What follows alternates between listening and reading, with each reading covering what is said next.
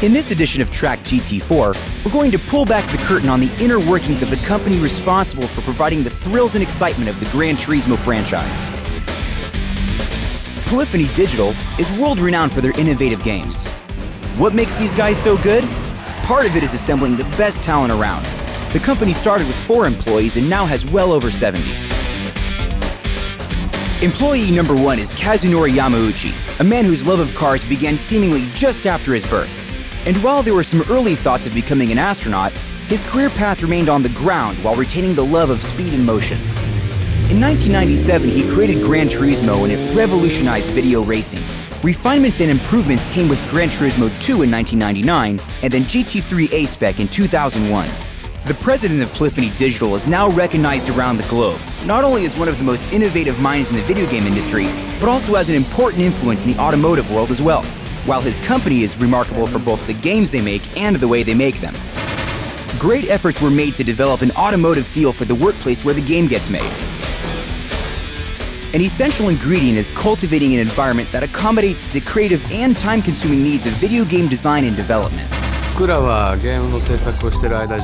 Just to explain, each title takes roughly 2 years to develop.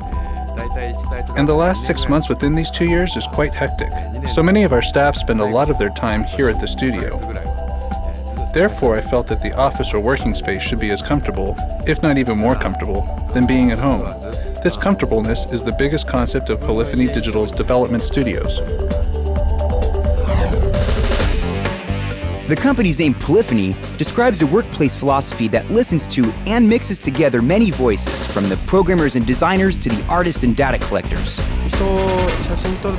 The team members often share conversations with Kazunori and other team members, not in official meetings, but just normal day-to-day conversations.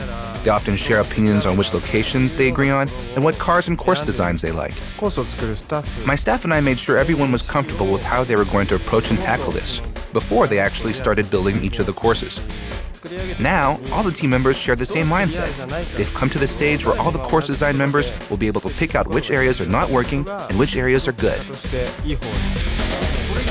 The concept of balance coincides with the idea that any great advancement is made up of a series of small improvements. In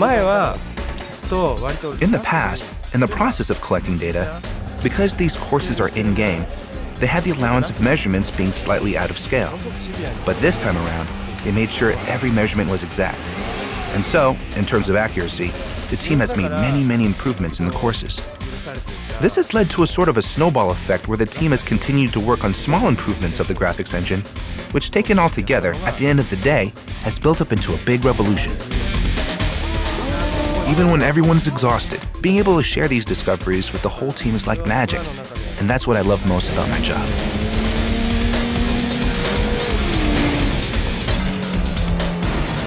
Job satisfaction seems to strike a major chord at Polyphony Digital.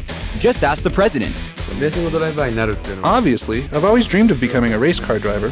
However, when I look at the bigger picture, what I do now is great. The experience I get out of doing what I do and still working very closely with cars is a dream job. And after all the hours and effort spent, what does Kazunori Yamauchi hope to achieve with GT4?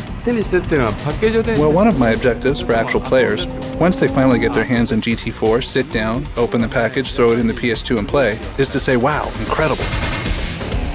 The next version of Gran Turismo is on its way to blow your socks off, and we'll have the latest scoop. So check back here next month to Track GT4.